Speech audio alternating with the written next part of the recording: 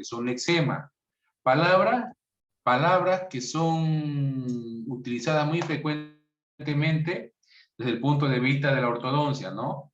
Sabemos que hay términos que se van a formar por lo que son, por estos dos, por lo que es un prefijo y por lo que es un lexema. Que cuando unimos tanto el prefijo con el lexema, nos van a designar algún movimiento o alguna posición, ya sea desde el punto de vista dentario o ya sea desde el punto de vista óseo. Ahora, los prefijos, sabemos que existen prefijos y existen lexemas. Los prefijos siempre van a ir delante de los lexemas. ¿Para qué? Para que de esta forma, uniendo el prefijo y uniendo el lexema, vamos a obtener lo que nosotros es un significado.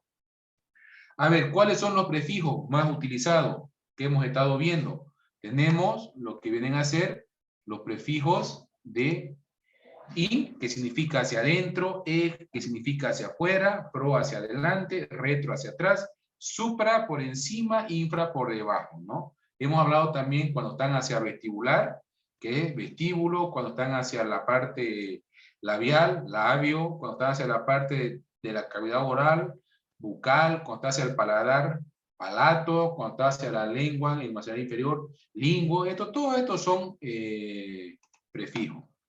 También cuando tenemos ya hacia el lado mesial, cuando tenemos hacia el lado distal, hablamos de hacia cerca de la línea media, alejado de la línea media cuando hablamos de mesial o cuando hablamos de disto.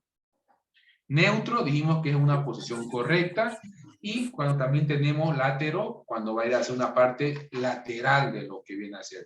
Ya en este caso estamos hablando de la parte lateral o las zonas posteriores, que ya hemos visto que tenemos que irlo unir con ciertos lexemas, ¿no? Recordando que dijimos que eran los lexemas, es el significado propio de lo que queremos nosotros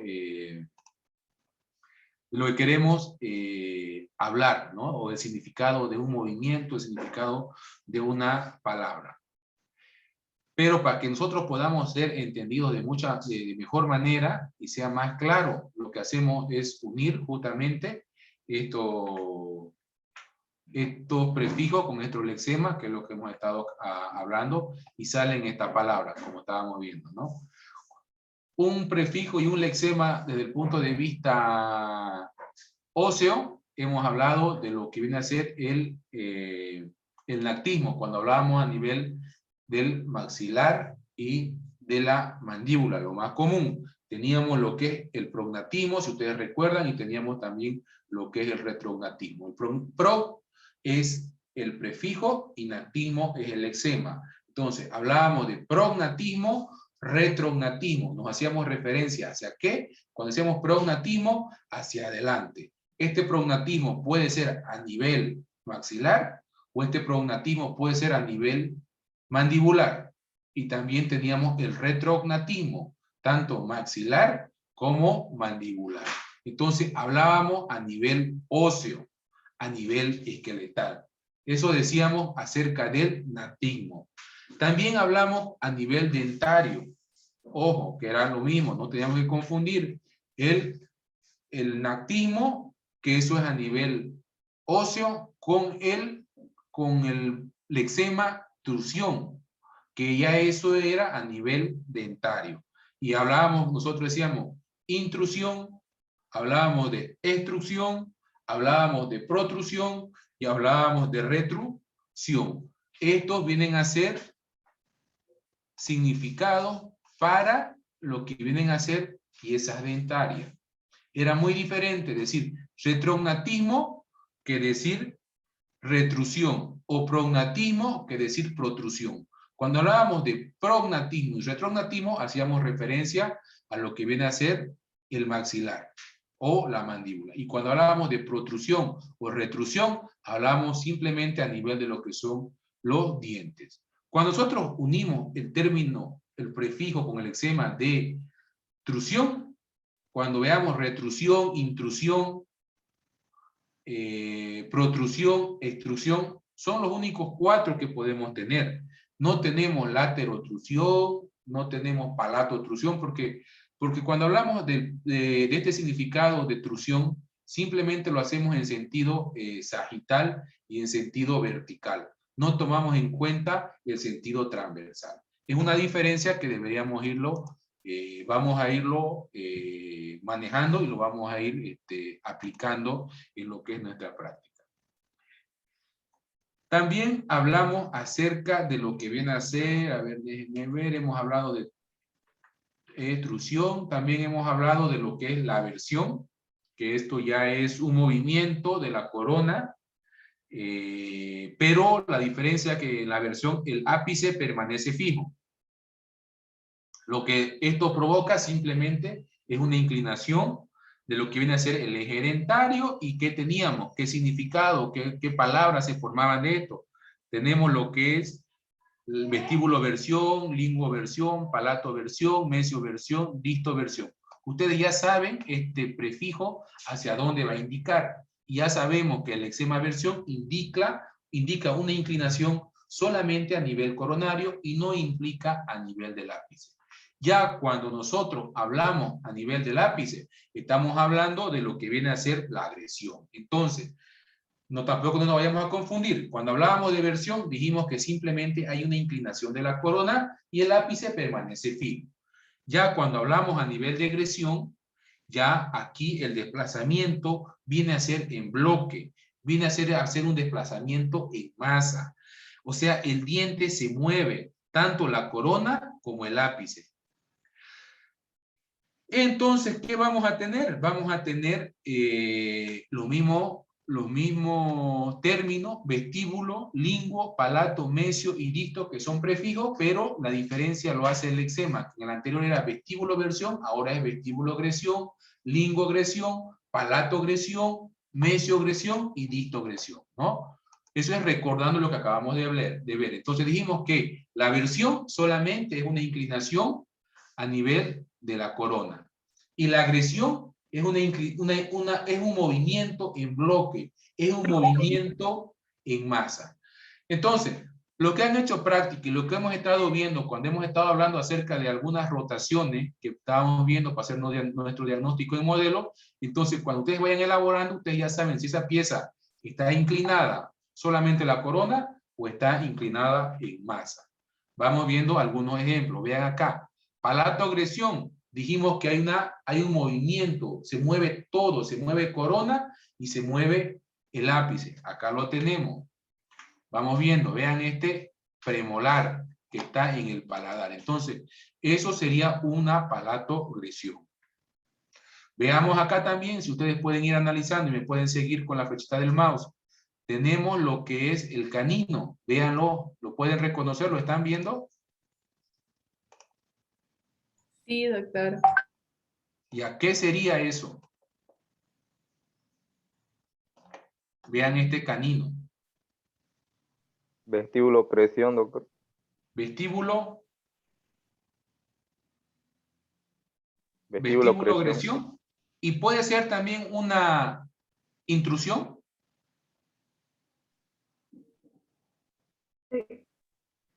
Porque Sí, no ha doctor. erupcionado, ¿no? Está hacia arriba. Vean, tenemos una intrusión y puede ser también una vestíbulo-gresión, porque sabemos, acá a simple vista se ve que ese canino está fuera del arco. Está no solamente la corona, sino que está corona y ápice están fuera. Entonces tenemos una intrusión y una vestíbulo-gresión. Vamos viendo acá. Veamos. Si yo trazo una línea imaginaria que tiene que venir por lo que vienen a ser las cúspides de lo incisivo y me vienen a hablar por lo que vienen a ser a nivel de lo que es el cingulum, yo podría tener los incisivos centrales. Acá, a un diagnóstico presuntivo, yo puedo decir que la inclinación de los incisivos centrales es solamente a nivel coronal. Si es a nivel coronal, ¿qué serían estos incisivos? No estoy hablando que está en masa, no está en cuerpo y raíz, solamente está cambiado el eje dentario, que es la corona. ¿Qué nombre le daríamos? Vestíbulo versión, doctor, sería. Vestíbulo versión. Eso. Y acá los laterales estarían en palato versión, porque lo tenemos inclinado. Entonces, estos conceptitos, estos términos, estos significados, van a hacer que nos van a poder que tengamos una mayor comunicación entre ustedes y entre el profesor. De todo modo, en base a esto, nosotros van a ser nuestro objetivo. Posiblemente mi objetivo sea inclinar. ¿Lo puedo hacer ortopédicamente? Sí. ¿Puedo utilizar alguna fuerza ortopédica para simplemente derrotar? Sí. ¿Puedo usar algún resorte para llevar hacia adelante estos incisivos? Sí. Entonces, ¿qué tipo de aparatología voy a utilizar? Una plaquita puede ser de expansión con unos resortes. Entonces, es lo que vamos, más o menos, ustedes tienen que irme anotando en esa hojita o en esa plantilla que ustedes se llegaron a imprimir. Entonces, yo cuando revise esa plantilla de impresión, ya vamos a saber qué es lo que tiene y esos son nuestros objetivos a tratar. ¿Ya? Miren acá, para que hagamos también otro ejemplo. Imagínense que la línea amarilla es una línea que deberían estar en esa posición mis dientes. Empecemos a hablar desde el primer molar. Está inclinado solamente en la corona. Entonces sería una linguo en la pieza de acá, la pieza 36, pongamos, hablando de nomenclatura. Y está inclinada solamente la corona. ¿Qué dijimos que era? Lingoversión. Lingoversión. La 35, se nota que está inclinada corona y está inclinado el ápice. ¿Qué tendríamos? Linguocreción, doctor. Lingoogresión. Y ahí vamos viendo, vean, la 34, vemos que solamente está la corona, vemos que el ápice está en buena posición. La 33 vamos viendo que creo que está la corona. La pieza 32 sí se ve que está en desplazamiento tanto corona como ápice. Posterior nos vamos al lado, la 42, tenemos una rotación de un lado que puede ser la parte mesial, está rotada, que ahorita vamos a hablar acerca de rotaciones. La 43, que se ve que está fuera del arco, tanto la corona como el ápice. Y posteriormente vamos viendo que la pieza 45 solamente tenemos una ligera inclinación de lo que viene a ser la corona. Miren, con esto yo ya puedo hacer un diagnóstico y puedo decir qué tipo de apiñamiento yo veo acá. No se olviden que también son términos nuevos que vamos a ir aprendiendo. Hay apiñamiento leve, moderado y severo. En este caso, casi todas las piezas están fuera de lo que viene a ser nuestra línea imaginaria donde podemos partir que sea normal. Entonces, haciendo este diagnóstico y que todas las piezas estén fuera de lo que es el arco, entonces yo ya veo que acá tengo un apiñamiento severo. Entonces también puedo decir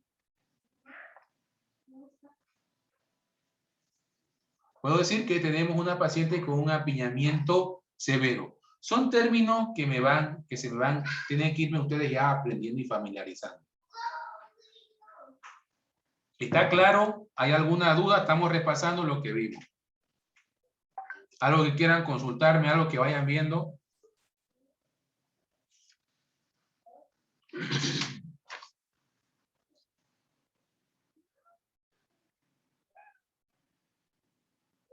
¿Está claro? Sí, doctor. Sí, ¿no? Ahora, hay un concepto que yo quiero que ustedes, se los voy a informar, no es muy común, pero aparece.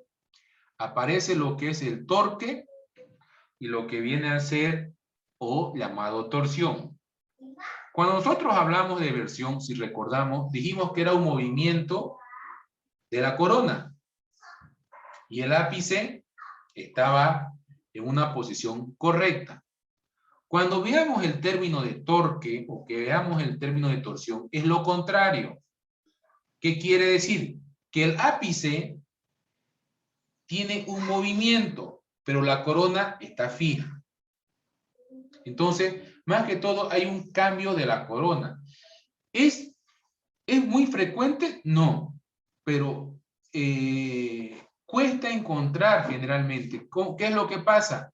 Podemos nosotros ver esta pieza de este incisivo que estoy viendo, que está en una posición correcta y simplemente el ápice está hacia vestibular o el ápice está hacia palatino.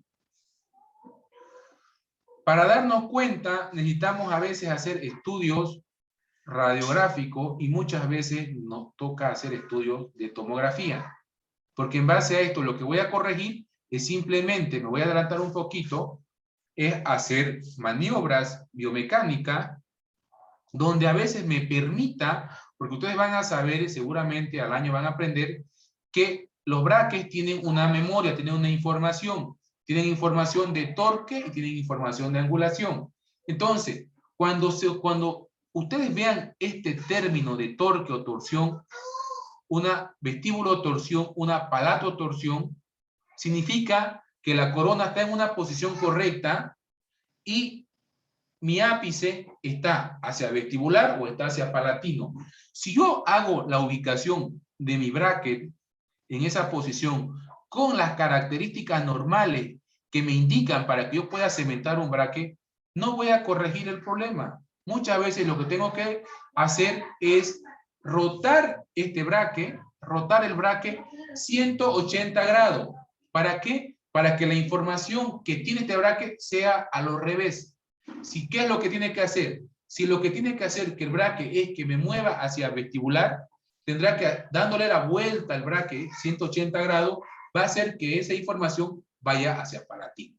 Es algo que se los pongo como, no voy a profundizar mucho, pero si es que lo vemos en algún caso, se los voy a explicar porque lo van a entender mucho mejor, pero es algo que nosotros vamos realizando y tenemos que diagnosticar.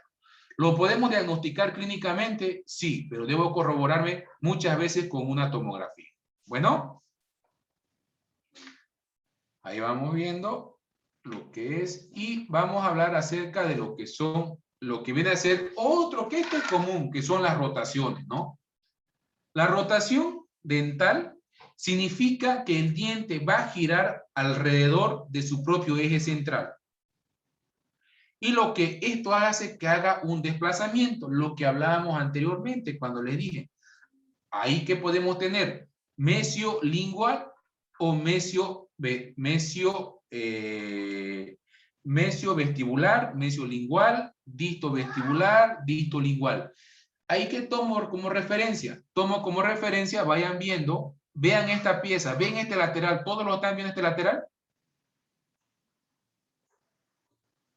Sí, doctor, se ve. ¿O estoy yendo muy rápido? Estamos hablando de rotación. Esto es algo común que se encuentra. He puesto una foto con una rotación marcada, pero puede haber media rotación, rotación completa, giro completo, rotar completamente lo que es la corona, pero rota sobre su propio eje. ¿Me escuchan? Sí, doctor, se escucha. Sí, doctor. Ya. Entonces, sabemos que la corona tiene una cara vestibular, tiene una cara palatina, si es superior, o lingual, si es inferior, tiene una cara mesial y tiene una cara distal. ¿Cómo yo voy a darle una nomenclatura? ¿Cómo le voy a dar nombre a esta pieza?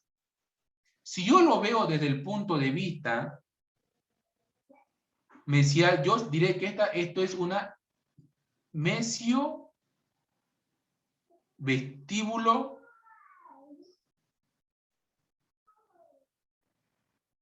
versión, gresión, ¿o qué creen que es usted?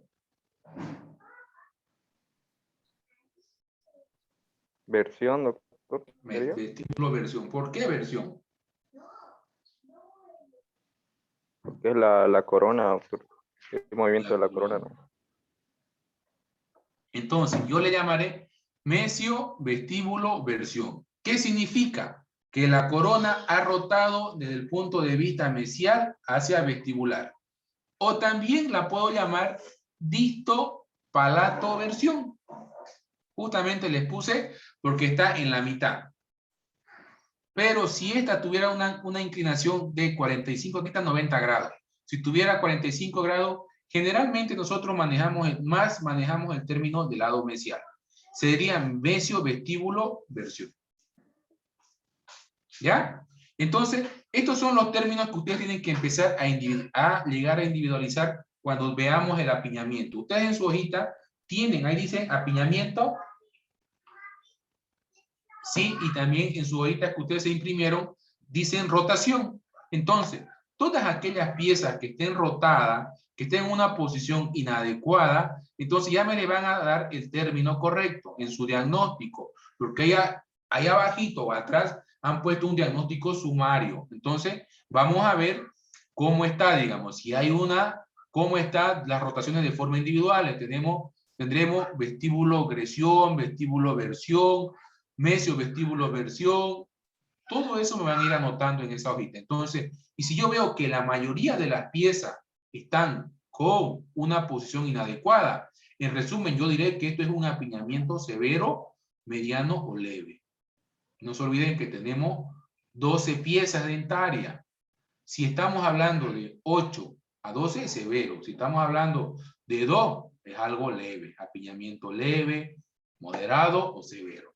Bueno, entonces, hasta acá, chicos, tenemos todo lo que viene a ser referente a lo que es nuestra nomenclatura. Ahora vamos a ir hablando acerca de otro término que viene a ser la nomenclatura de la oclusión. Preguntas, chicos, antes que ingrese a esto, ¿alguna duda que tengan?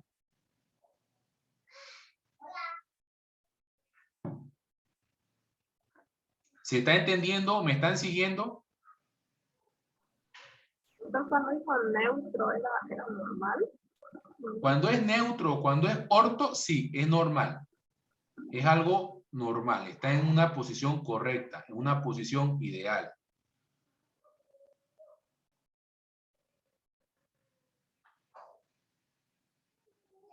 ¿Alguna otra pregunta?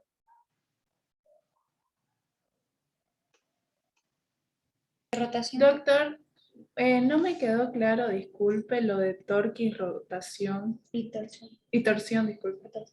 Ya. Torque y torsión vienen a ser, digamos, el mismo significado.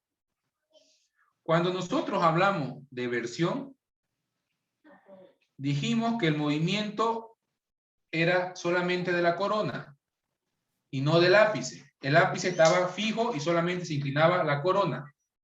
Eso era versión. Y torque o torsión significa que la corona está correcta y el que se mueve es el ápice. Ahora imagínense que esta es la corona y lo que se mueve es el ápice. El ápice se puede ir hacia vestibular o hacia palatino. ¿Es algo lo contrario a la versión? ¿Que es muy común? No. ¿Que puede aparecer? Sí. La mejor manera de hacer un diagnóstico con esto es haciendo a veces con una tomografía. Generalmente, ¿cuándo hay esto? Cuando tenemos caninos retenidos y nosotros los estamos llevando a su posición correcta. Generalmente, ¿qué es lo que hace? Con la patología lo ponemos en lo que es la posición del arco, pero el ápice queda hacia atrás. Entonces, lo que hacemos es darle una rotación al bracket. ¿Para qué? Para que en la memoria del bracket, en vez que lo lleve hacia palatino, lo lleve hacia vestibular, porque a mí me favorece. Otro caso muy común son generalmente los incisivos laterales, porque los incisivos laterales a veces se van en masa. Cuando dijimos que se van en masa, ¿qué significa? ¿Cuál era?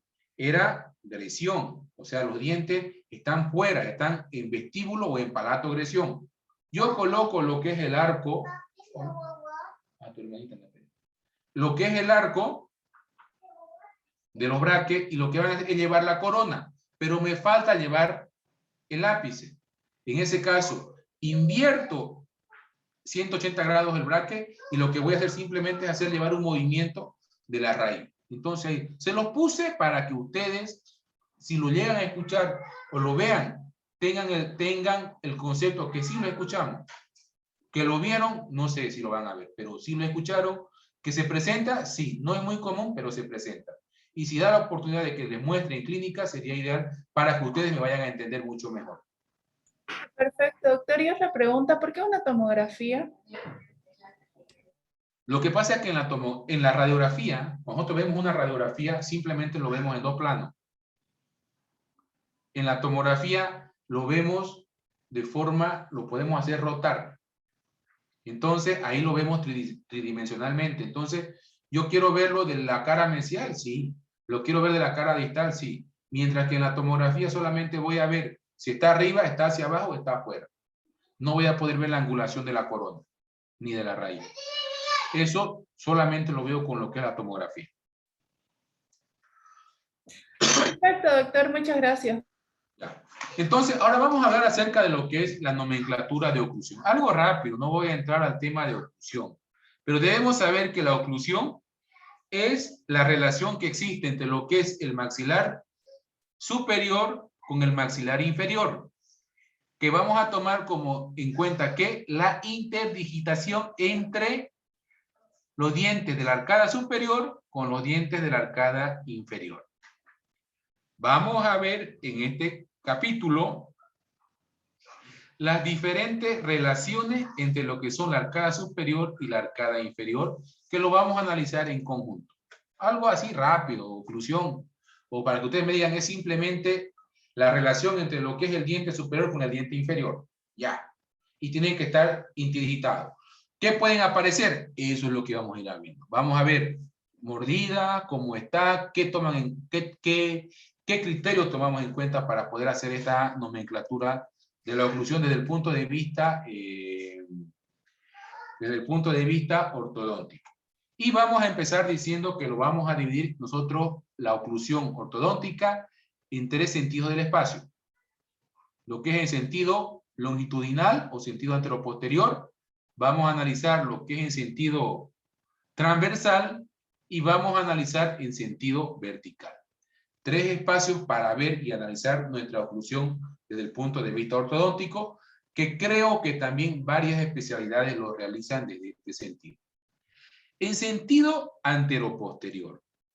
¿Quién hizo esto? Básicamente fue Angle, que clasificó las maloclusiones en tres grupos. Y él tomó como referencia el primer molar superior respecto al molar inferior. Él tenía una hipótesis. Él decía que los primeros molares superiores no se movían, eran dientes fijos, eran dientes inmóviles. Y sabemos que esto no es correcto. Pero esta clasificación sigue persistiendo porque creo que es simple y es clara. Lo único que ahora no estamos correctos es que el maxilar superior no se mueve. Mentira, se mueve. Todo se mueve.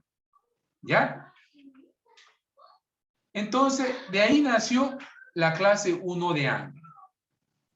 O la normoclusión, que es lo que me preguntaba su compañera. ¿Qué es lo que dice?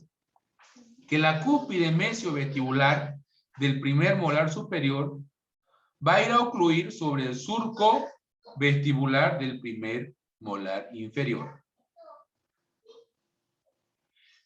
La sobremordida también podemos nosotros ir analizando cuando vemos ya la clase 1. También deberíamos tener una guía canina clase 1 y deberíamos tener un overjet y un overbite normal.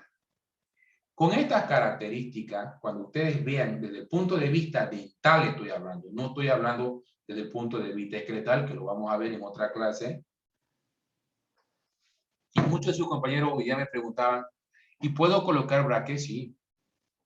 Si yo veo una oclusión con estas características, ahora ustedes vean, hago una clasificación anteroposterior que también están en sus hojitas que yo les pasé, porque ahí dice para oclusiones permanentes y también para oclusiones mixtas, que lo vamos a hacer el análisis de Moyer, que me he comprometido a leer una clase, pero la voy a hacer de forma grupal. Pero en las clases, en la oclusión permanente, generalmente vamos a encontrar esto. Si yo tengo un paciente clase 1 esqueletal, tengo un paciente con una relación anteroposterior clase 1 molar clase 1 canina y con un resalte y con un overjet normal, significa que es un paciente casi normoclusión. ¿Qué es lo que tengo que hacer? Simplemente tengo que corregir algunos apiñamientos o algunas rotaciones, que no es de mayor complejidad, sí, que lo puede hacer un odontólogo general, sí, que lo puede hacer un estudiante, sí, que le puedo enseñar a colocar los brackets, sí. Entonces, primera característica para aquel estudiante que necesite aprender a colocar brackets y que quiera realizarlo, le estoy dando el primer formato para que diga, en este tipo de pacientes sí podemos nosotros pegar brackets. Y sí les voy a enseñar a pegar brackets. ¿El tratamiento va a estar un poco más largo? Correcto. ¿Pero lo podemos seguir controlando? Correcto, lo pueden seguir controlando. Bueno, entonces es algo que tienen que ir ustedes anotándose en esa hojita que yo les hice que ustedes se planifiquen, en esa plantilla. Todo lo que estoy hablando acá está en esa plantilla que ustedes van a realizar. La clase 2, o también llamada distoclusión, ustedes recuerdan que ¿qué nos decía Angle? Que el que no se movía era el primer molar superior. Cosa que no es exacto, pero manejemos esa lógica. Entonces, la clase 2, o también llamada distoclusión, que yo hoy día les pregunté y les dije a los chicos que estaban conmigo, ¿cuál es la clase 2 o la clase 3, mesio o distoclusión? La clase 2 es la distoclusión porque si tomamos en cuenta lo que nos decía Angle, el surco vestibular de los primeros molares inferiores, vean el surco vestibular, se encuentra hacia distal de la cúspide mesiovestibular del primer molar superior. ¿No? La relación entre la relación canina y la relación del resalte, overjet y overbite, en su gran mayoría puede estar alterado. Sí, puede estar alterado. Pero no es una regla que esté alterada, pero puede estar arreglado. Esto, si quieren, ustedes anótenselo. La clase 2 presenta dos divisiones. Esto lo hablé cuando estábamos hablando en la charla. Hay la división 1 y hay la división 2. Entonces, existen clase 2, división 1 y clase 2, división 2. La clase 2, ya hablamos, o la distoclusión, por las características que acabamos de nombrar, pero la clase 2, división 1, es cuando los incisivos centrales superiores están protruidos hacia delante. Tenemos un overjet aumentado, más de lo normal. Esa es la división 1. Clase 2, división 1. También existe una clase 2, división 2. A la inversa de lo que acabamos de decir. Es cuando los incisivos centrales superiores están hacia palatino y los laterales están hacia vestibular. Entonces, ¿ambas son clase 2? Sí, pero tenemos que decir clase 2 subdivisión 1 o clase 2 subdivisión 2. Bueno, es algo que tienen que irlo aprendiendo y que lo vamos a ir analizando cuando vayamos a realizar lo que vienen a ser nuestros modelos. Y la clase 3, o también llamado mesooclusión, vuelvo a recalcar y vuelvo a decir que Angle decía que el que no se movía era el maxilar superior, el primer molar del maxilar superior, cosa que no es verdad. Entonces, la clase 3 o la mesooclusión es cuando el surco vestibular del primer molar inferior está ubicado por delante de lo que viene a ser la cúspide mesiovestibular del primer molar superior. De ahí viene también llamada mesioclusión. Los incisivos inferiores pueden situarse por delante de los incisivos superiores. Algo característico, algo común. Lo que también da como consecuencia lo que es la mordida cruzada anterior. O también puede haber una mordida borde a borde, o vis-a-vis. Esa es la tendencia de una clase 3. En un 70 a 80% podemos decir que esto ocurre. No es en todos los casos. No me acuerdo quién de sus compañeras hoy día me mostró que tenían un borde vis-a-vis, yo le dije. ¿Podríamos asociarlo con clase 3? Sí, pero no es regla. Bueno, chicos, hasta acá, ¿cómo vamos con lo que son, con esta clasificación, esta nomenclatura en sentido sagital a nivel de los molares? ¿Me entendieron? ¿Se entiende? ¿Me están siguiendo? ¿Alguna duda, alguna pregunta que tengan?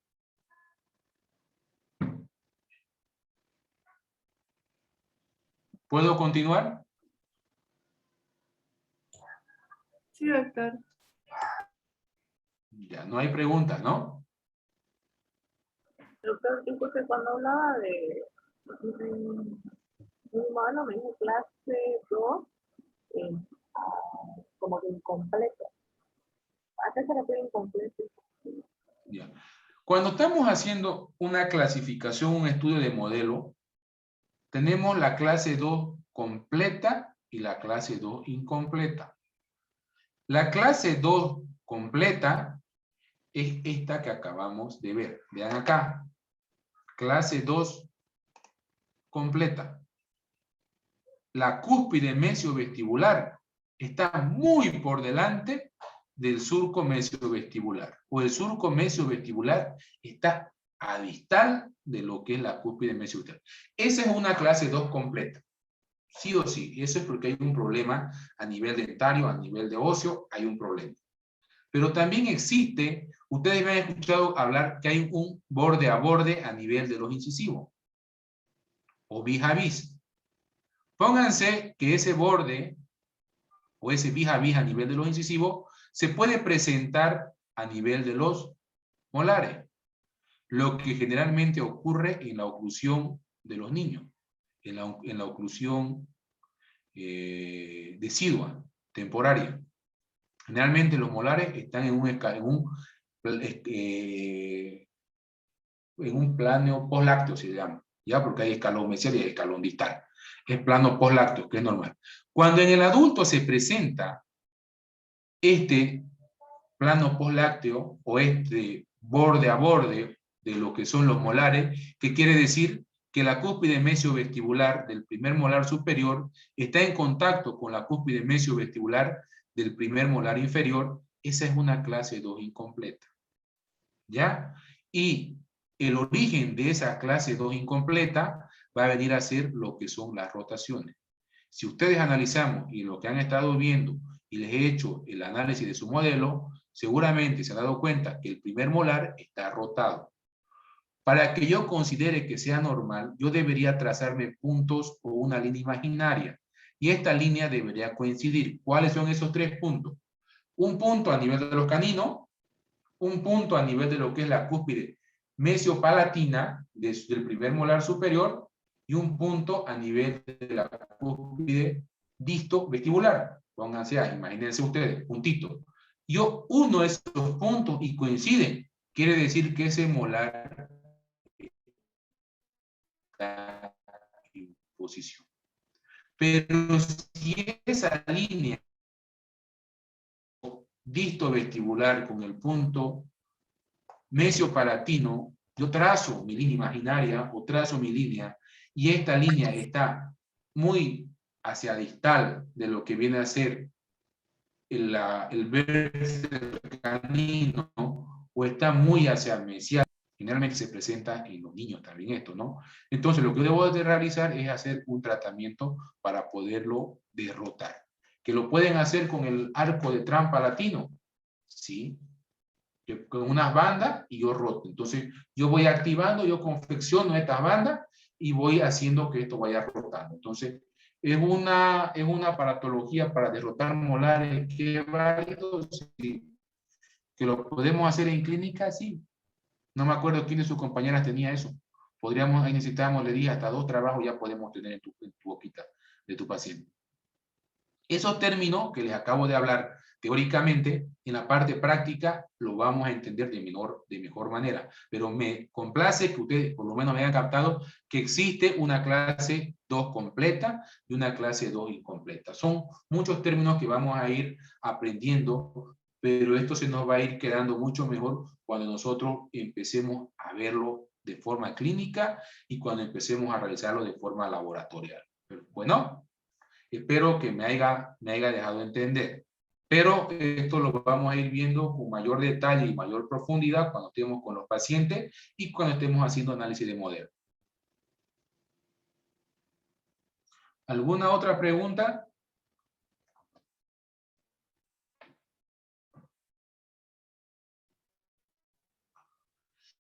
Ya, voy a hablar, si hablé de una clasificación, estoy hablando en sentido anteroposterior, en sentido longitudinal. Dije que hay que, ¿qué es lo que voy a estudiar? Relación molar, relación canina y el overjet.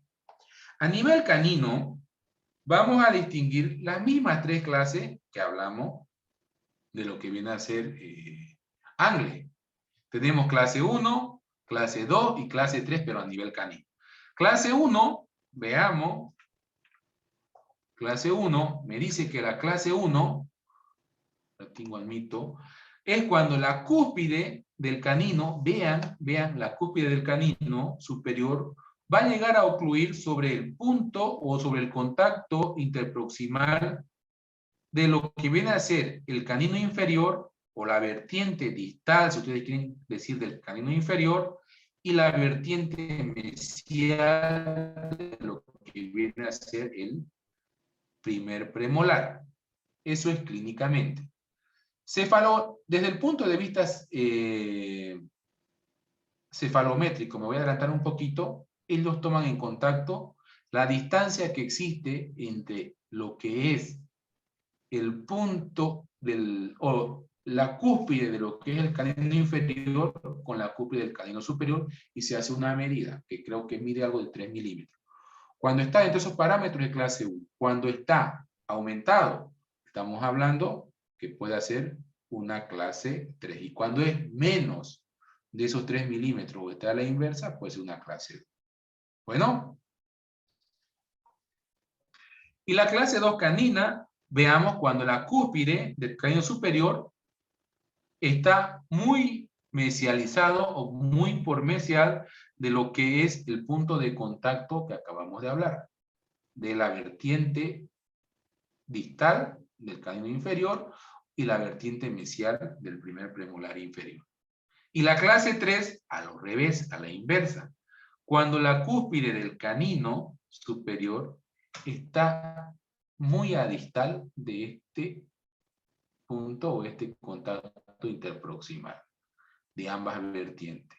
Vertiente distal del canino inferior y vertiente mesial del canino superior. Entonces tenemos clase 1 canina, clase 2 canina, clase 3 canina, o también por otros autores que la llaman guía canina, va asociando con la relación molar, que generalmente deberían acompañarse, sí, pero no es siempre. Ya sea por tratamientos ortodónticos previos que tuvieron, que a veces la guía canina está correcta, pero la guía molar no está correcta. Bueno, pero se lo mantiene desde el punto de vista armónico, sí. Ya lo vamos a ir viendo también cuando vayamos a lo que es la parte práctica. Bueno, ahora vamos a hablar a nivel de lo que vienen a ser los incisivos. Dijimos que, vuelvo a repasar, vuelvo a recalcar, estoy haciendo un estudio desde el punto de vista anteroposterior o desde el punto de vista sagital o longitudinal. ¿No ve? Y ahí tengo relación molar, relación canina y tengo el overjet. Y el overjet es el resalte que va a existir entre lo que son los bordes incisales de los incisivos superiores y de los incisivos inferiores. Hay una normalidad de 1 a 2 milímetros. Nosotros podemos encontrar, ¿qué podemos encontrar? Podemos encontrar un resalte aumentado, vean la diferencia, esto es mayor a 2 milímetros. Podemos encontrar un borde a borde, un vis a vis, 0, o podemos encontrar una mordida cruzada anterior, cuando el resalte ya es menor a 0. Menos 1, menos 2, menos 3, menos 4, menos 5. Entonces, cuando hacemos un estudio desde el punto de vista sagital, anteroposterior, longitudinal, basamos 3 puntos. Relación molar, relación canina y overjet. Por favor, eso anótense o entiéndamelo bien. Cuando estamos haciendo un análisis desde el punto de vista anteroposterior o sagital. ¿Ya? Ahí vamos viendo, aumentado, mordida cruzada antes se van asociando. Vamos a hacer otro estudio. Hicimos un estudio anteroposterior, de atrás hacia adelante, ¿no ves? Ahora vamos a hacer un estudio en sentido transversal, lo ancho, transversal. ¿Qué vamos a observar? ¿Qué debemos observar en este sentido? Vamos a observar lo que es la línea media. ¿Se acuerdan que yo les estaba haciendo hacer a ustedes, les estaba diciendo en su modelo, ubiquen lo que es la línea media a nivel del paladar, que coincida con el rafe de medio, y saquen un puntito hacia el vestibular, luego tracen y veamos. Ahora vamos a ver si clínicamente coincide la línea media o no. O a nivel de los modelos, ¿hay desviación de la línea media? Sí. ¿Hacia qué lado? ¿Hacia el lado derecho o hacia el lado izquierdo? Entonces, es importante. Cuando hacemos ese estudio, lo hacemos desde el punto de vista transversal. ¿Ya? En los sectores posteriores, vamos a ir viendo, la normalidad corresponde a una oclusión cuando las cúspides vestibulares superiores están por fuera de las cúspides vestibulares inferiores. Ahora, cuando esto no se da, ya hay una alteración. Entonces, resumen, cuando estoy haciendo un estudio transversal, ¿qué voy a mirar? Línea media, y voy a mirar en el sector posterior si mis cúspides vestibulares están cubriendo a mis cúspides vestibulares inferiores. De ahí parto la normalidad. Si veo algo que está alterado, que no está lo que estamos viendo, lo que le estoy explicando, quiere decir que existe ya alguna alteración. Ahora, ¿qué alteraciones se pueden dar? Les dije, existe línea media, existen sector posterior, lo que son las cúspides vestibulares superiores, cubren a las cúspides vestibulares inferiores. ¿Qué pasa si hay esa alteración? Hablamos de oclusión cruzada. Puede ser unilateral o puede ser cuando es una oclusión cruzada bilateral. Entonces, una oclusión cruzada, voy a hablar unilateral, es cuando las cúspides vestibulares inferiores están ocluyendo por fuera de las cúspides vestibulares superiores. Dijimos que lo normal es que las cúspides vestibulares inferiores, vean mis dedos, están protegiendo o están por fuera de lo que son las cúspides. Cruzada, hablando en sentido transversal, es a lo revés. Las cúspides vestibulares inferiores están por delante de las cúspides vestibulares superiores. Entonces, cuando se presenta eso, yo tengo que expandir o tengo que dar qué tipo de tratamiento. ¿Qué tipo de plaquita voy a utilizar? Mordida cruzada, unilateral o también puede ser bilateral. Cuando es bilateral, se llama síndrome de Braille. ¿Qué quiere decir? Cuando la mordida cruzada es en el lado derecho y en el lado izquierdo es bilateral, o también llamado síndrome de Braille. Lo común, lo que más frecuente se presenta es la oclusión cruzada unilateral. ¿Ya? Ay, mi amor, que te apunte ahorita. Bueno. Viene tenemos otra alteración.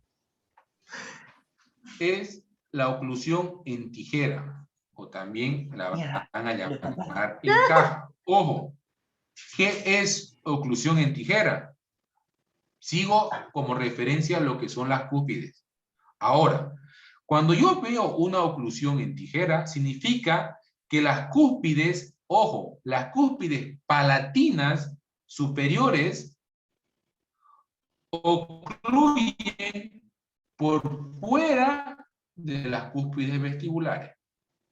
Vuelvo a recalcar. Cúspides vestibulares por fuera de cúspides vestibulares inferiores, oclusión normal. Cúspides vestibulares inferiores por fuera de las cúspides vestibulares superiores, oclusión cruzada.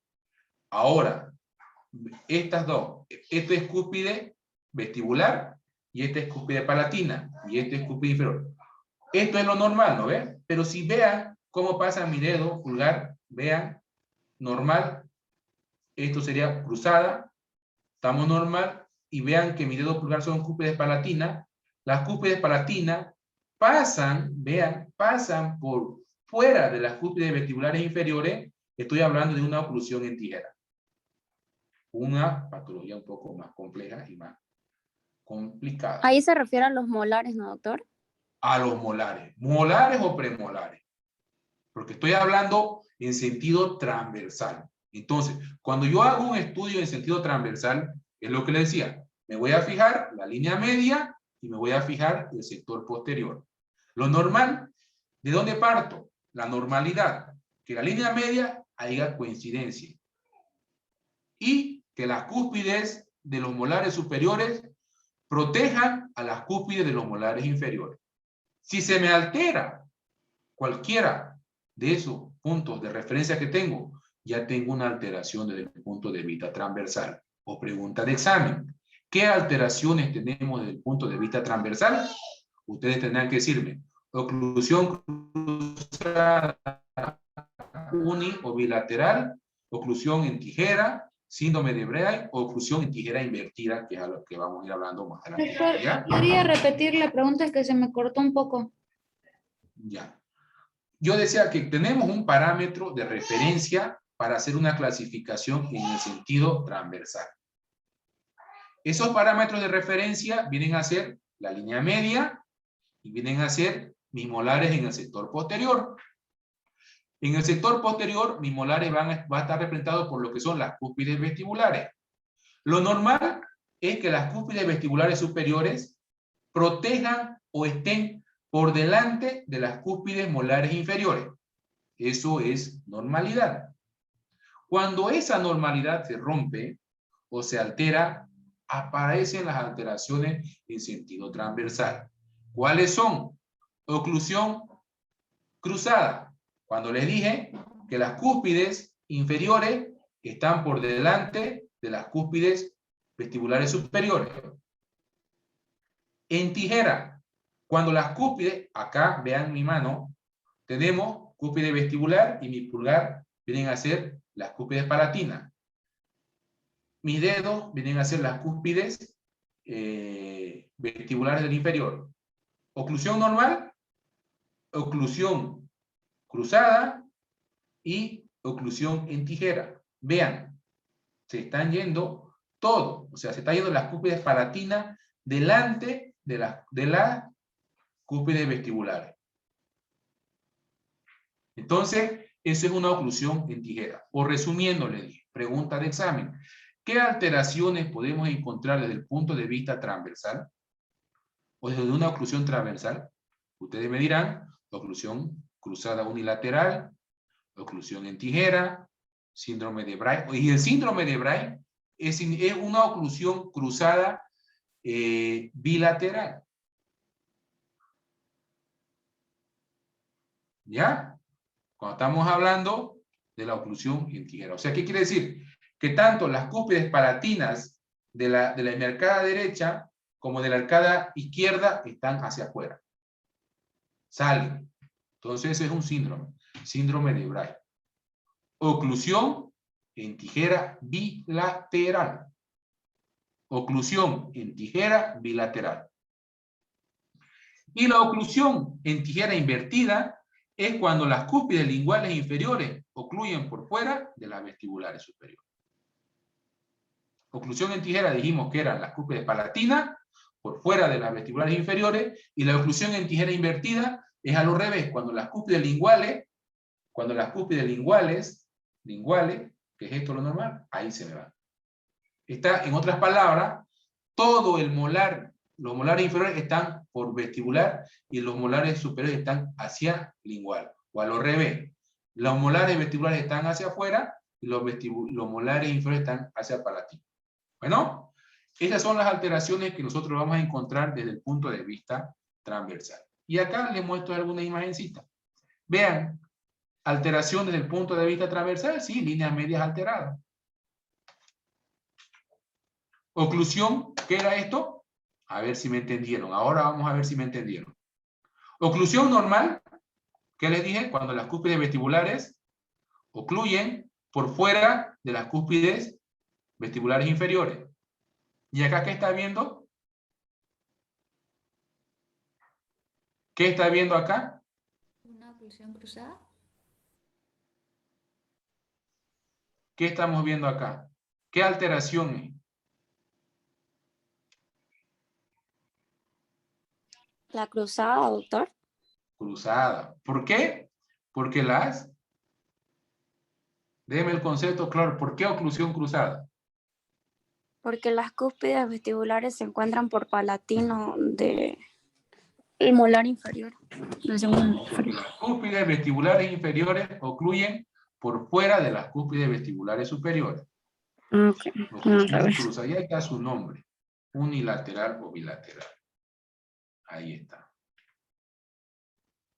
¿Qué tenemos ahí?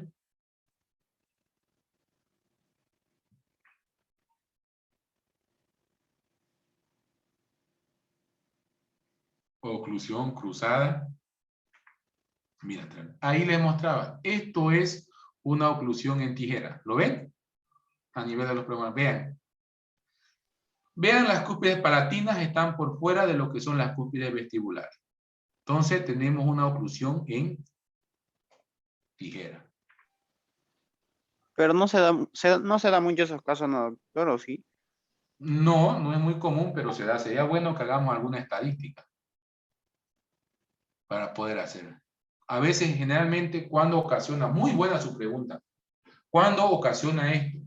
Y bien que me lo haya preguntado y bien que yo lo venga a aclarar. Cuando el niño, lo que ustedes me han mostrado, una infinidad de modelos, y yo no sabía qué van a hacer, yo a muchos les pregunté, ¿y qué van a hacer? Algunos me decían plaquita de expansión, y yo les pregunté, ¿y por qué vas a poner placa de expansión? ¿Lo necesita o no lo necesita? Y estamos aprendiendo, y es lo que estamos haciendo, y ahora yo, bien que llegue la pregunta. Generalmente, cuando nosotros hacemos una sobreexpansión, cuando nosotros decimos, le voy a colocar una plaquita, porque a veces yo no sé si le falta espacio, o yo no sé si las bases óseas están estrechas, o yo no sé si simplemente vamos a inclinar, y solamente digo, hágale una plaquita de expansión. Y ustedes saben qué es la plaquita de expansión. La plaquita de expansión hace abre. Y ese movimiento de abrir lo puedo hacer desde el punto de vista dentario, que lo voy a inclinar, o lo puedo hacer desde el punto de vista de la sutura nasopalatina. Voy a romper lo que es el maxilar. Para eso existen las placas de expansión y existe la expansión rápida, que es el tornillo de Haier. Cuando yo no tengo el diagnóstico correcto, o no sé cuánto debo de expandir, o en base a qué voy a expandir, yo puedo llegar a provocar esto. Y generalmente cuando se empieza a ocurrir esto, quiero volverlo, y a veces es difícil. Ya expandiste demasiado, ya se osificó, ¿y qué tendrías que hacer? Abrir, cortar sutura y volver a pegar. Nadie quiere hacerse una cirugía de esas, ¿no? A veces tenemos que sacar un premolar, y al sacar un premolar, ¿qué es lo que hago? Hago que el perímetro sea más chico. Yo tengo justamente un paciente que me llegó con esto y tenía antecedentes de lo que le habían hecho plaquitas ortopédicas, y a la madre no le dije, sí, que te han hecho esto, ¿no? Ya uno tiene cierto grado de ética, entonces, pero a ver si se los puedo sacar la imagen para mostrarle cómo va. ¿Qué tuve que hacerle? Extraer los premolares y hacer el perímetro que sea más chico, y me va a traer una mordida profunda que más adelante tendré que yo hacer extruir inferiores para que me corrija ese problema, ¿no? Porque va cambiando la cara. Entonces, ahí, muy bien su pregunta. Al momento de hacer las placas de expansión, y si no lo controlamos, podemos llegar a ocasionar esto nosotros. Y esto se va a dar cuenta cuando el niño está en crecimiento, en desarrollo. Por eso también es importante el biotipo del paciente. No es lo mismo hacer en un paciente dólico, braquio o meso, porque el biotipo facial, la fisonomía facial, es diferente, entonces, y el abordaje es diferente de él. Entonces, generalmente nosotros podemos provocar una iatrogenia. si yo no controlo esa expansión. Entonces, cuando muchos me decían, voy a colocar una plaquita de expansión, yo les decía, ¿por qué? Ahí está la respuesta. Ahora, cuando yo les diga por qué, ustedes dicen, ojo, podemos provocar una oclusión en tijera. Entonces, a controlar mucho lo que es un poquito, lo que es las expansiones, porque creo que es lo común que la mayoría que me ha tocado a veces ver, es que les ponen plaquitas porque alguien aprendió a doblar y manejar, y ya piensan que eso es hacer ortopedia, y vuelvo a recalcar, eso es aparatología, no es ortopedia. Ortopedia es lo que estamos haciendo, diagnosticar por qué vas a utilizar eso. ¿Para qué lo vas a utilizar eso? ¿Cuál Doctor, es el y objetivo? ¿Sí? para solucionar este caso, sí o sí, es imprescindible agarrar y retirar pieza sana. En los muchos casos, sí. ¿Por qué? Porque ya no hay oclusión. Ahora te va a tener ciertos problemas. Y tenés que saber qué le va a ocasionar después. Si yo les traigo una pieza, sé que le va a provocar una sobremordida. Y si tiene un perfil disminuido, lo va a hacer la cara más chata, se va a hacer más viejo. Y si es una mujer que tiene 25 años, cuando acabe el tratamiento va a aparecer de 35 años y decir, doctor, yo quería que me ponga braque, pero que no me haga vieja. Ahora existen los botox, le voy a decir, ya. Pero usted verá, sí, cada 6 meses va a tener que venir a que le pongamos ácido hialurónico y los extensores o botox. Ya, entonces, lotería, ¿no? Es como tener un auto 0 kilómetros y tiene que ir cada 6 meses a su control. Porque una vez que se cambian, se notan. Imagínense, ustedes son jovencitas y que por un tratamiento de ortodoncia yo la vuelva a 10 años mayores, nadie le va a gustar, ¿no? Le va a decir, no, pues, prefería quedarme con mis dientes chuecos, pero me ha aumentado, me ha hecho más vieja. Peor si es una mujer. Es algo que debemos controlar. Por eso es importante y me gusta a mí molestar en el diagnóstico. Aprender a doblar placa, aprender a hacer eso hay curso, hay laboratorio, hay todo. Pero eso no es ortodoncia ni ortopedia. Eso se llama mecanoterapia, doblar alambre, no sé, pero no es ortopedia ni ortodoncia. Esto que vamos a hacer, que estamos viendo, que me sepan por qué lo van a hacer y para qué lo van a hacer, es el inicio de lo que el que quiera ser ortodoncista o el que quiera ser ortopedista. Y lo que le dije, las limitaciones y la ética. Yo sé hasta acá, más allá, no tengo el estudio suficiente o no tengo la experiencia o el nivel de complejidad. Entonces, yo voy a derivar. Eso les voy a enseñar. Que ustedes sí sepan diagnosticar. No les voy a enseñar a hacer tratamiento. Les voy a diagnosticar. Tratamiento vamos a hacer los que sean básicos y los que sean esenciales y podamos manejar.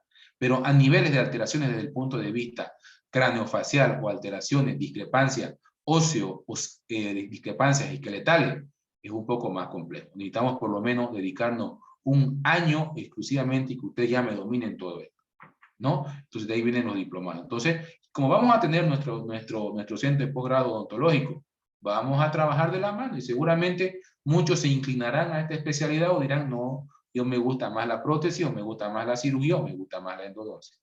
Bueno, lo importante es que sepamos nuestras limitaciones y podamos saber qué podemos llegar a ocasionar si no tenemos un buen diagnóstico. ¿Ya? Pues cuando me decían, ¿y qué plaquita voy a hacer? No sé, yo no sé. El caso me lo va a decir qué es lo que tenemos que hacer. Tu objetivo me van a decir qué es lo que tenemos que hacer.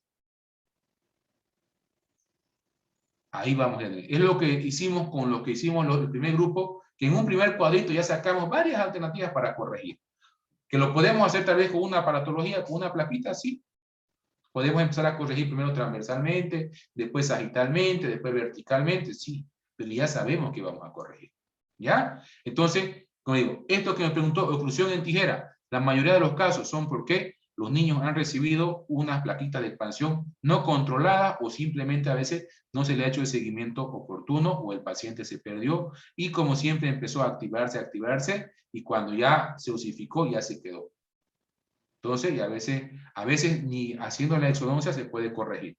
A veces hay que hacer una cirugía y cortar hueso para volver a pegar. Entonces, y a eso estamos hablando que eso ya es costoso, ¿no? Y caro. Y necesitamos un especialista ortognático, ¿no? Que ya se complica. Bueno, entonces, volviendo. ¿Alguna otra pregunta?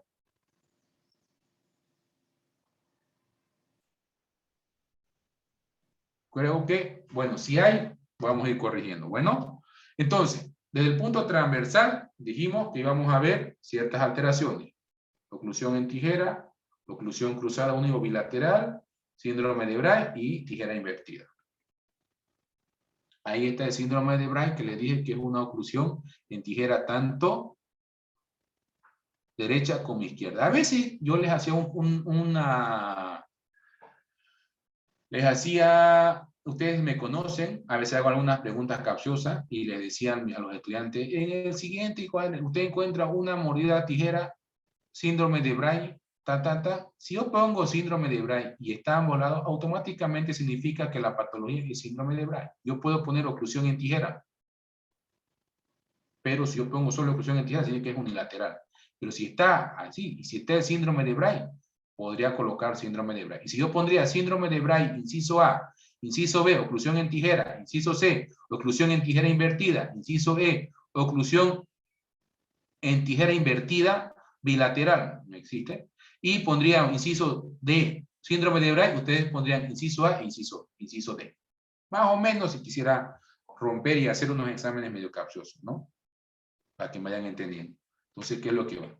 Y ahí se va. Miren este paciente. Esta es una paciente igual que me llegó. Pero ya fue por una alteración protética. Me acuerdo que esta paciente me llegó y me dijo, ay, yo le coticé la primera vez X monto, se me perdió y apareció a cierto tiempo y le había hecho un protecista nomás todo esto, no sé quién. No, pues si al tiempo le cobré, digamos, X monto, cuando volví ya le cobré el doble. ¿Quién va a corregir esto? Y esto fue hecho protéticamente. Entonces, porque a veces no hay una planificación, ¿no? A veces el paciente va perdiendo dientes. Por eso es muy importante, cuando el paciente pierde y no reponemos, no se olviden que se va achicando. Se va haciendo más chico entonces. Y es lo que es, perder un diente hace que el complejo, que la base ósea se vayan haciendo más chicas. Entonces, vean. Casi generalmente esto es por causa. Oclusión en tijera invertida, cuando las cúspides linguales están por fuera de lo que vienen a ser las cúspides vestibulares. Generalmente estos son a veces por ya maxilares atrésicos, algunas patologías, respiradores bucales en exceso, desviaciones del tabique, adenoide, rinitis alérgica que ellos no pueden o tienen algún cornete hipertrofiado, que ellos respiran mucho por la boca o no respiran mucho por la nariz. Entonces ya hay, cuando vemos esas alteraciones también funcionales, deberíamos trabajar de la mano con los médicos, con el otorrinolaringólogo, fonoaudiólogo. Entonces vamos trabajando en equipo. No es que el ortodoncista o el ortopedista va a solucionar todo, no. Tenemos que trabajar de la mano con otras especialidades. Bueno, entonces recordando, mordida cruzada, normal y mordida en tijera.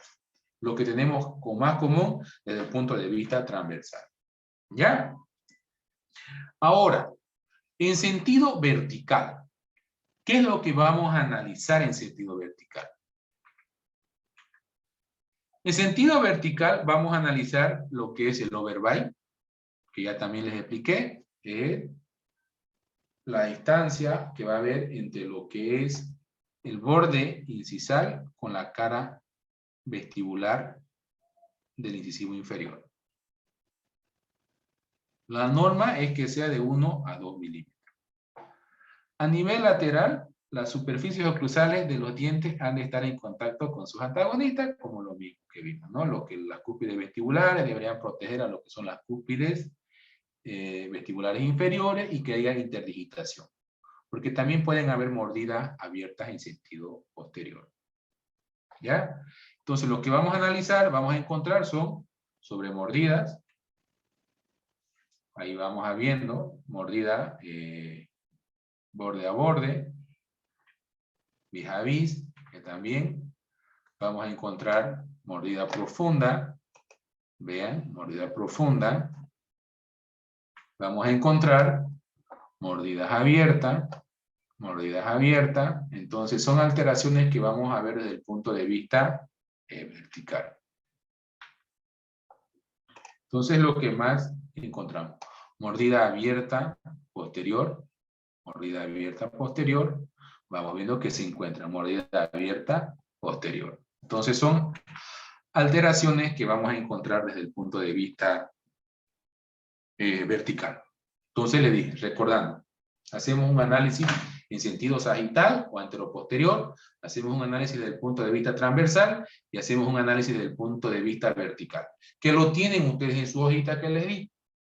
Entonces, de ahí vamos a encontrar las alteraciones en cada estudio que hagamos, ¿ya? En cada análisis. Y otros conceptos que debemos nosotros ir aprendiendo es el apiñamiento, que ya se lo dije, que ya lo vimos y lo vamos a volver a repasar, ¿no ve? Es el solapamiento, que dicen algunos, mesodictal de los dientes, vecino, que no hay espacio, que no ingresan y que no pueden entrar dentro de lo que es la arcada. Ya sea, ¿por qué? Porque hay una discrepancia entre lo que es el diente y lo que es el hueso. ¿Ya? Y eso se refiere a lo que es la discrepancia negativa o lo que viene a ser la discrepancia positiva. Entonces, porque ¿qué quiere decir? Cuando hay apiñamiento, quiere decir que el hueso donde van donde tienen que alojar a todos los dientes no es el correcto. Ahora, si hay diastema, quiere decir que el hueso donde van a alojar los dientes está de más. Entonces tenemos cuando hay apiñamiento, estamos hablando de discrepancia negativa. Cuando hay diastema, pueden ser por exodoncia, por prematura, algo de modelo, sí. Que lo voy a asociar con el diagnóstico cefalométrico, sí. ¿Ya?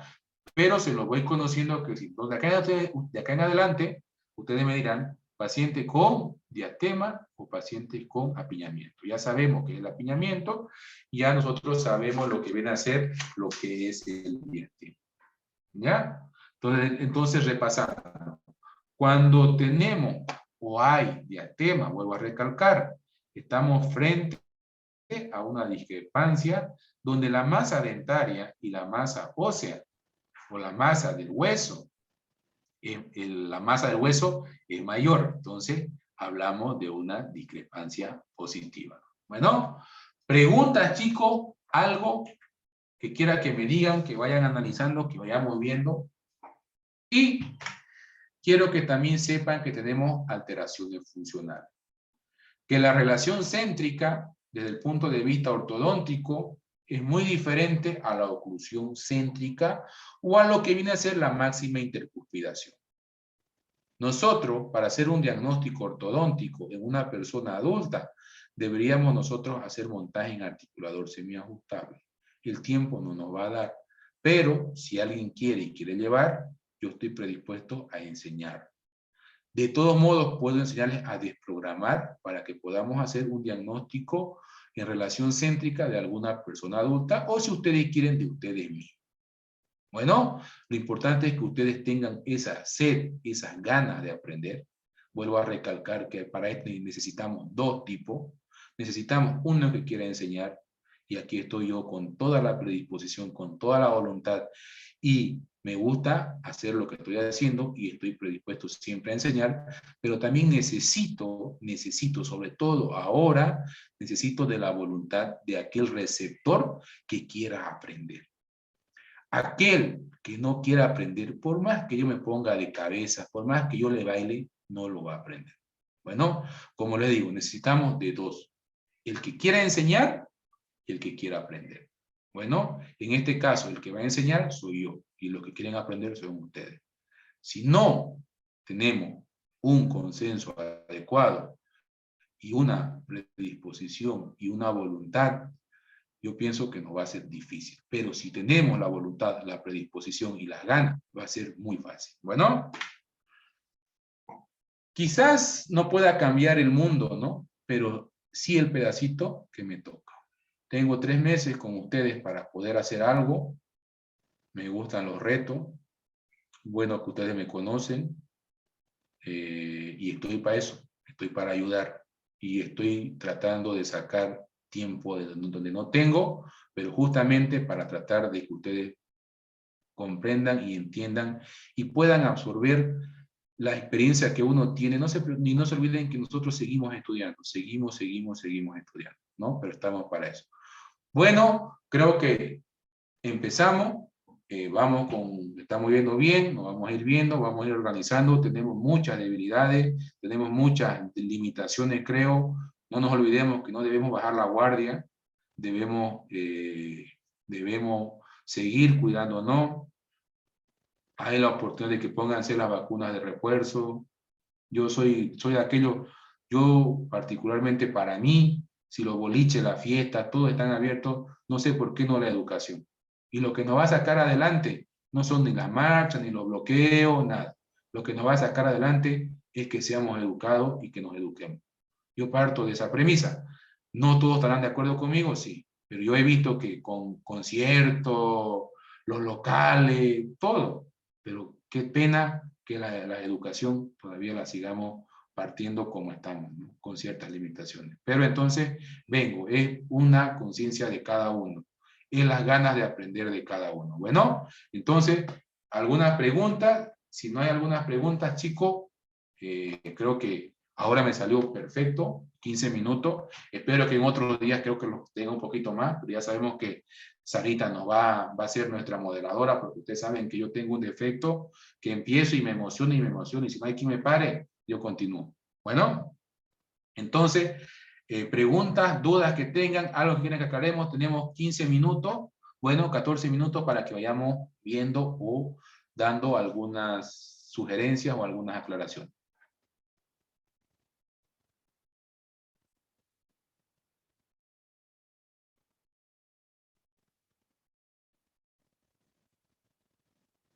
Creo que estuvo claro. Si no hay nada que podamos, vuelvo a recalcar, el día miércoles con el grupo 2, que nos toca, posiblemente lo hagamos la clase en un aula y no clínica, porque he visto que es necesario que estemos hablando algo de lo que es diagnóstico, y de ahí ya van a ir buscando ustedes sus pacientes, y posiblemente algún sábado voy a tratar de acomodar, y he visto que el sábado podemos utilizar la aulita que está al ladito de la clínica, porque creo que el vacunatorio justamente no funciona sábado, entonces ya vamos a ir viendo. Bueno, para que vayamos buscando lo que son sus pacientes y no se vayan atrasando. Bueno, chicos, abro, si no hay pregunta, no.